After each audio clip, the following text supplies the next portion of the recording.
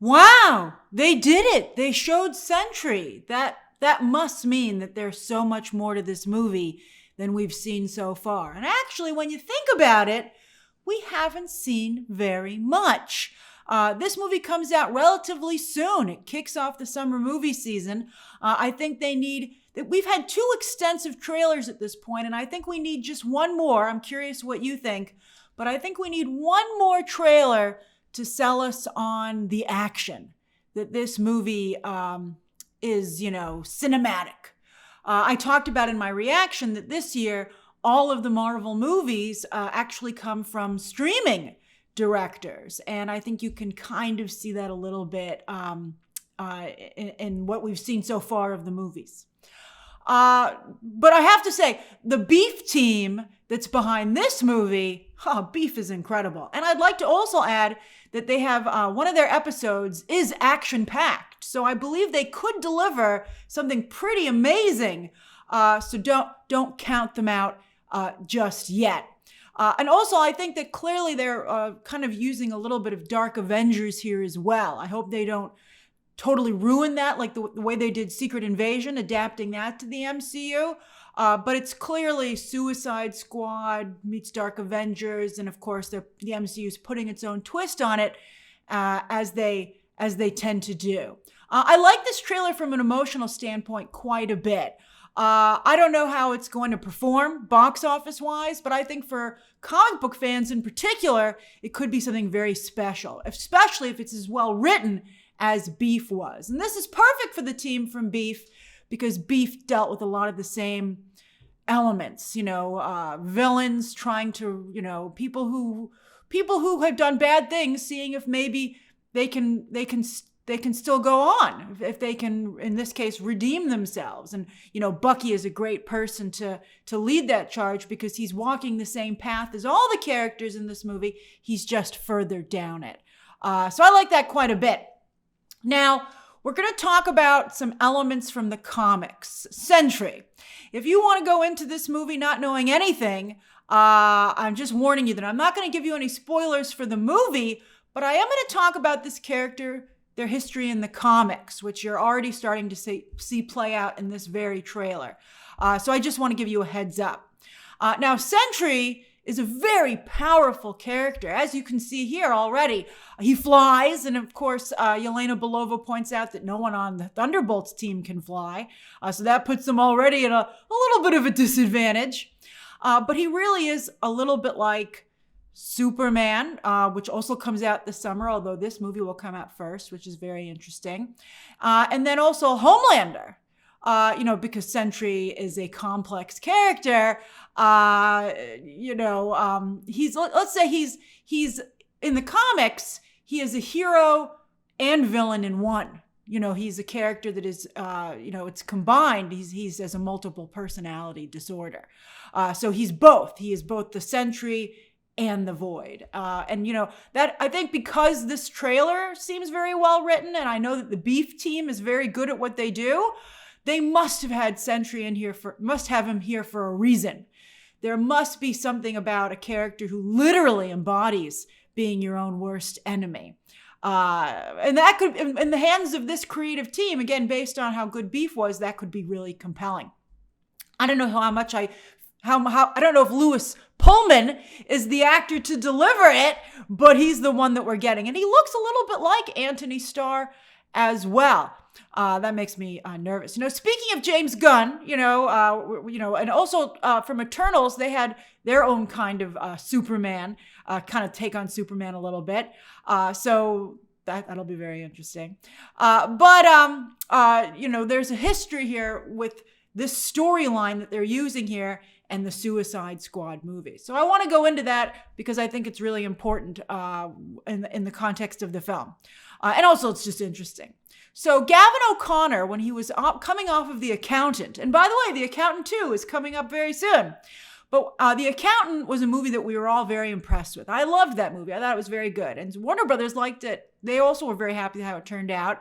And Gavin O'Connor got the gig to direct the next Suicide Squad movie. And his pitch was really good. It was that the team had to break in and get a weapon that had been taken over by some bad guys. But it turns out when they uncover it that it's a living weapon. And at one point, Gavin O'Connor had said it was going to be Supergirl, which was a really cool idea. They played around with different metahumans that it could be. And James Gunn, of course, went on to take that storyline and make it Starro. And also, some of you are pointing out the way the storyline is presented here, it's a little bit similar to Enchantress, who also had a dual personality in the first Suicide Squad movie. So this is definitely Suicide Squad, Dark Avengers by way of Suicide Squad. Although, again, will Marvel have the guts to actually kill anybody off? Some of you are saying maybe Taskmaster is going to bite it because they're not in the trailer very much. But, I don't think it's hard to know what to do with that character.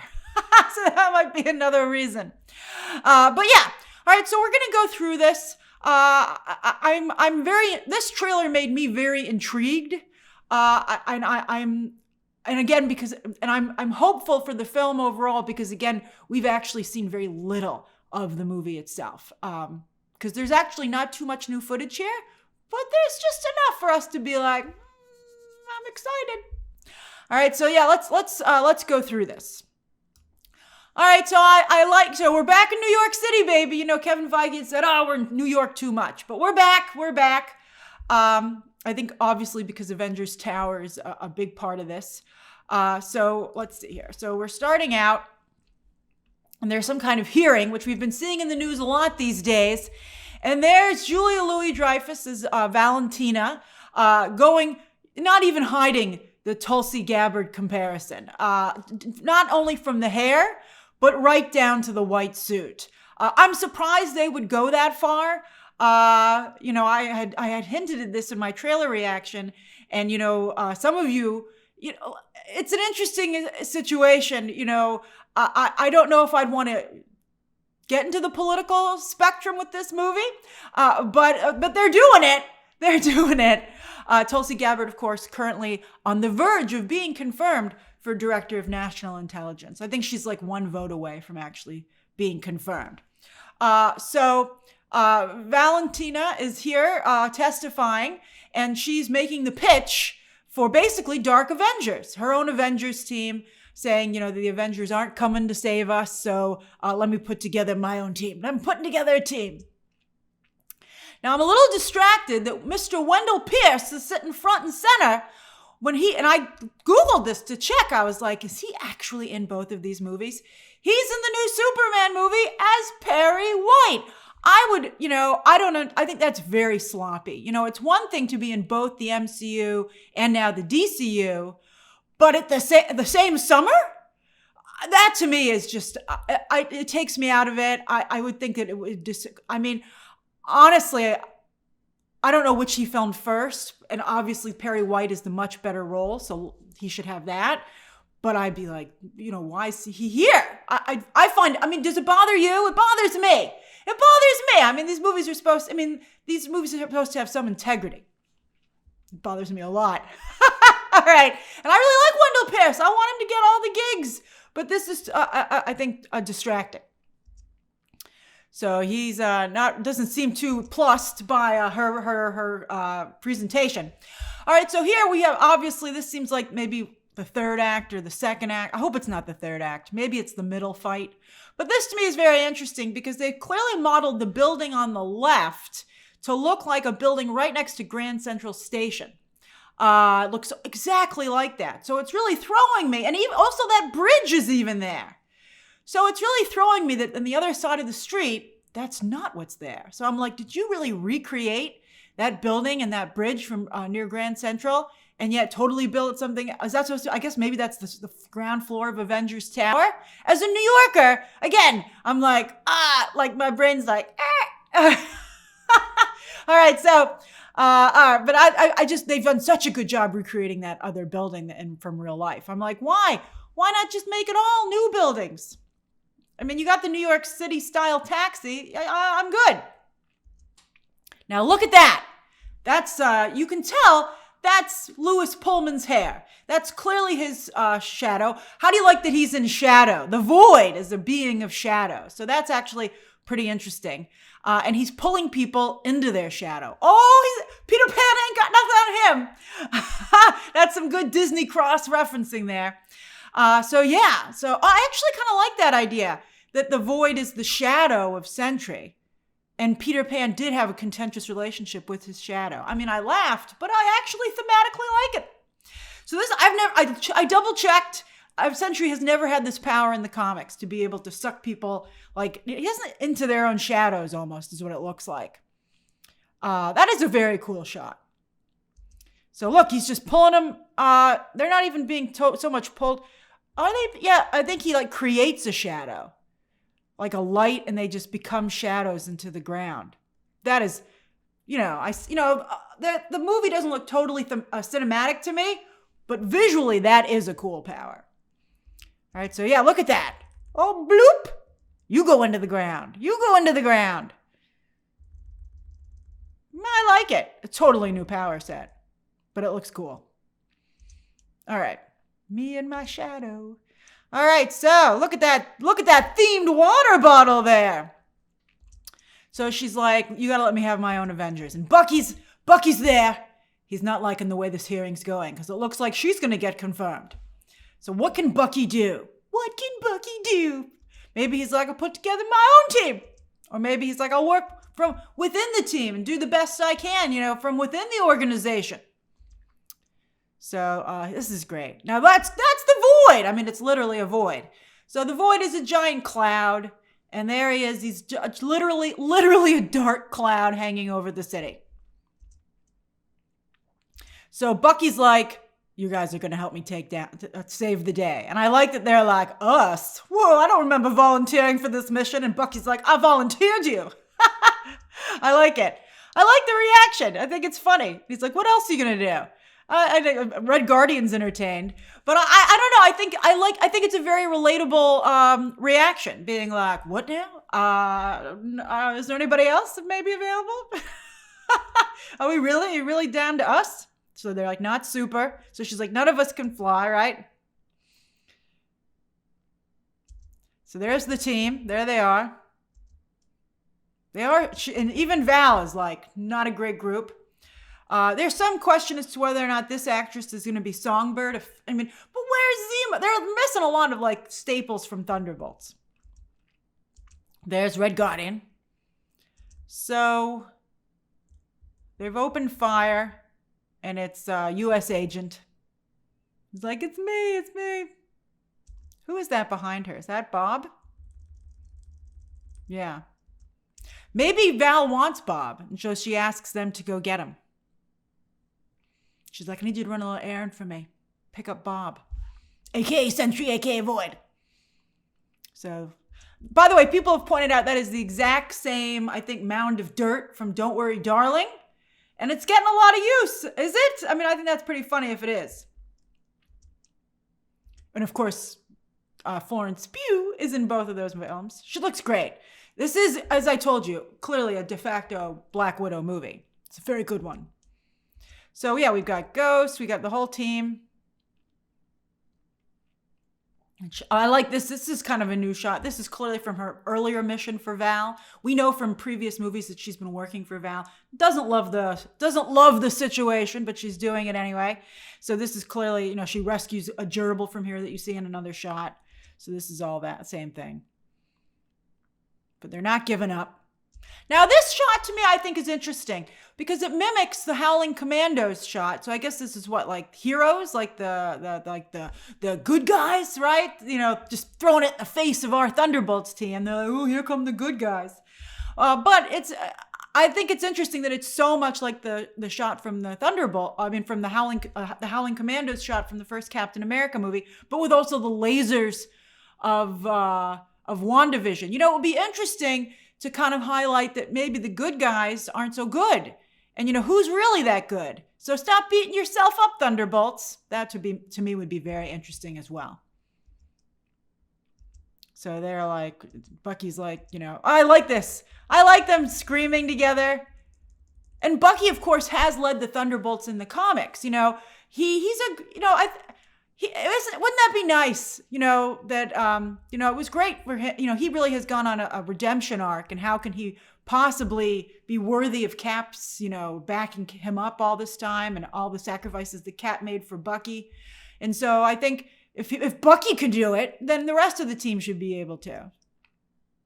And these are good friends for Bucky. It's almost like he's broken out. It's got a little bit of like One Flew Over the Cuckoo's Nest to it. Like he's broken his therapy group out for like a day outing, and they're not supposed to be out and about, but yet they are. The movie has that kind of vibe to it as well, in a good way. All right, so again, all from kind of the same stuff. But this is interesting to me. So this is Sentry / Void. I'll be very curious to see how they do this. But he's talking to Bucky. Bucky's hair looks great there.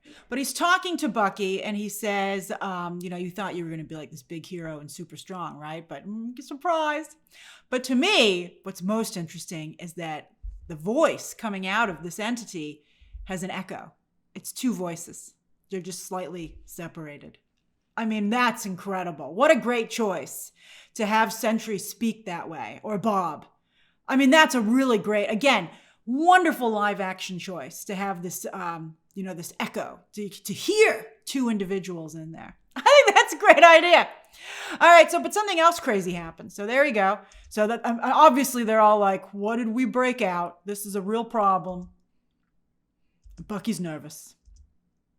So he rips off his arm. No! You can reattach it, buddy. Somebody grab my arm. Oh, there's Bucky over there. Oh, he's not looking good. And there's, I gotta say, Sentry, his hair looks pretty nice. I'm curious to see how he's going to look. We've seen the belt buckle already in some earlier clips. I'll be curious to see how the costume looks. I'll be curious to see how he gets into it. Maybe Val, she knew he was coming, right? I guess she told him to go get this guy, and she's like, here's your new suit. And maybe that's what has an effect on him to some degree. That'll be very, very interesting. I guess she wants a hero, and that's why she gives him a cape. I'll be curious to see what the reasoning is behind the cape. Not a lot of capes in the MCU. I was right that Vision would get his cape idea from Thor, and that actually happened. So I'll be interested to see, I bet you Val does it for marketing purposes. So, look, that's him. And how'd he get blonde? I'm very curious about how that happens. How does his hair get affected? But that's the Sentry suit. So he's pushing Red Guardian out. Oh, he's very strong, as you can see. Somebody's a strong superhero / villain.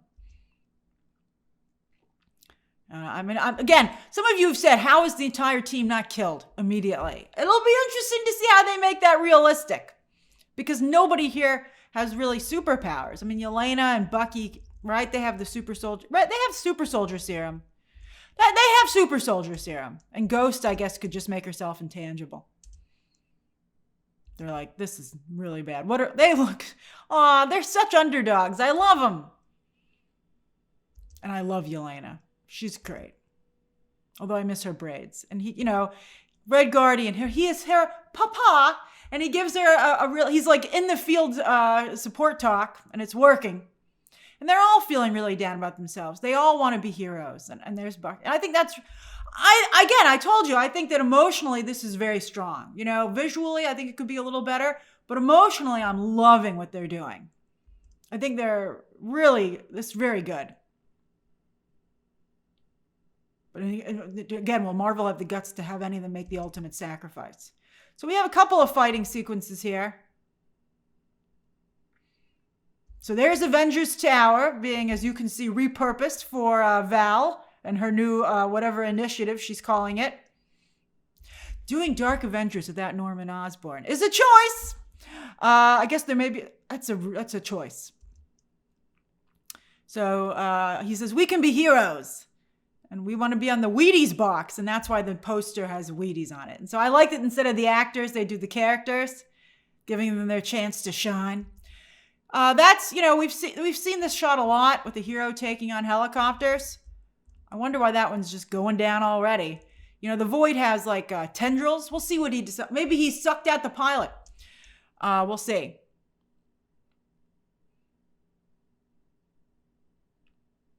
Now, this is very interesting to me. Now, hold on. So they're being heroes. They're being heroic. But this is what I find very interesting. Hold on. Let's see when we get there. Okay, so we've seen that shot before. Here we go. She's walking into the cloud. She's going into the void. I do wonder what she'll find in there. Maybe she'll talk to Bob and be like, Bob, we have a lot in common. We're both heroes and villains. We have the same hairstyle, basically, especially now that you've gone blonde. That's a nice shot, too. So, Thunderbolts. I wonder why they don't want to be called Thunderbolts. I wonder if there is a General Ross, if they are using that it's a General Ross, because that's his nickname. Or President Ross, obviously, in the MCU. And they have a little gag about having not slept. Not the funniest gag, but it's fine. But yeah, so, I mean, I'm intrigued from a writing standpoint. I think, and also that it seems that we have not seen very much. So that, I think, is encouraging. But it's very interesting. I think intellectually and emotionally, this movie has a lot going on. It's got a great backstory in terms of production, borrowing from Suicide Squad, the Dark Avengers in there, the Beef. It's got the James Gunn and the Gavin O'Connor Suicide Squad pitch. But then also this whole exploration of heroes and villains, and Sentry actually fits into that beautifully. The only thing it's missing is the visual panache. But let's see, that one episode of Beef, when they stormed the compound, that was Tarantino-esque. So if they can have that level, if they can get to that level with this movie, I think it'll be great. So what do you think of the trailer? What are you excited about? And what do you think of all this additional information? I'm excited. So share your thoughts down below. Subscribe today. And of course, as always, you can check out some more videos right now.